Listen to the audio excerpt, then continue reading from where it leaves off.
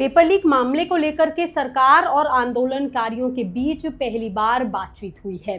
संसद मार्च और दिल्ली में हुए प्रदर्शन के दौरान सीजेपी का एक प्रतिनिधिमंडल केंद्रीय स्वास्थ्य मंत्री जेपी नड्डा से मिलने पहुंचा, लेकिन सिर्फ 10 मिनट तक हुई इस बैठक में सीजेपी ने अपनी सभी मांगे सरकार के सामने रख दी हैं और कहा है कि अब सिर्फ आश्वासन नहीं बल्कि ठोस कार्रवाई हमको चाहिए।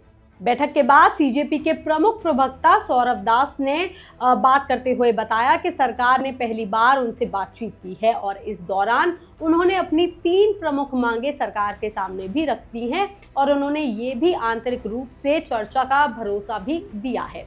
इस बात की जानकारी सौरभ दास ने सोशल मीडिया एक्स पर पोस्ट करके दी है। उन्होंने लिखा कि मैं जेपी नड्डा के आवास पर हूं। मैंने उन्हें अपनी मांगे बता दी हैं, जिनमें धर्मेंद्र प्रधान का तुरंत इस्तीफा या उन्हें पद से हटाना भी शामिल है। मंत्री जी ने हमें भरोसा दिलाया है कि वो इस मामले पर सही स्तर पर बातचीत करेंगे। हालांकि अभी तक कोई पक्का वादा नहीं किया गया है।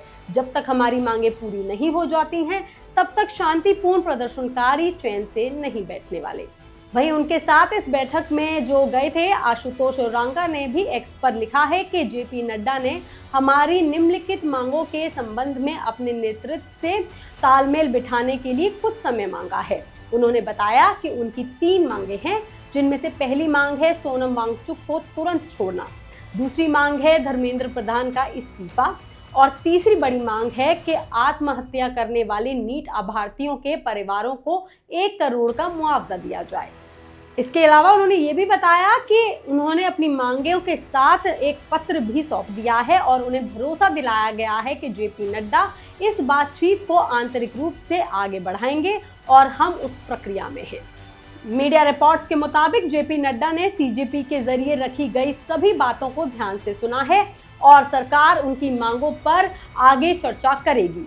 इसके बाद ही आगे का फैसला लिया जाएगा। हालांकि बैठक में किसी भी मांग पर तुरंत सहमति या घोषणा नहीं की गई है। बैठक के बाद सीजेपी ने साफ कर दिया है कि फिलहाल उनका जो आंदोलन है वो खत्म नहीं हुआ है। उनका कहना है कि जब तक उनकी प्रमुख मांगों पर कोई ठोस फैसला नहीं लिया जाता, तब तक उनका आंदोलन ऐसे ही जारी रहेगा। उधर इसी दौरान दिल्ली में संसद मार्च के दौरान प्रदर्शनकारियों और पुलिस के बीच झड़पें लगातार हो रही हैं। कई जगहों पर पुलिस ने आंसू गैस के गोले भी छोड़े हैं और लाठीचार्ज भी किया है। वहीं आंदोलनकारियों ने पुलिस पर बल प्रयोग और कई प्रदर्शनकारियों के घायल होने के भी आरोप लगा दिए हैं। सौरभ दास ने ही सोशल मीडिया एक्स के जरिए बताया था कि इस प्रदर्शन में 40 से 50 लोग घायल हो गए हैं। इस पूरे घटनाक्रम के बीच केंद्रीय शिक्षा मंत्री धर्मेंद्र प्रधान की केंद्रीय गृह मंत्री अमित शाह से भी मुलाकात हुई है। हालांकि इस मुलाकात में क्या कुछ चर्चा हुई, इसकी आधिकारिक जानकारी अभी तक सामने नहीं आई है। लेकिन संसद मार्च और सरकार और आंदोलनकारियों के बीच बातचीत और नेताओं की बैठकों ने साफ कर दिया है कि ये मामला सिर्फ छात्र आंदोलन का नहीं बल्कि एक बड़ा राजनीतिक मुद्दा बन गया है। ये खबर, ये जानकारी आपको कैसी लगी, आप हमें कमेंट करके जरूर बताएं। बाकी तमाम खबरों के लिए आप देखते रहिए लोकमत हिंदी।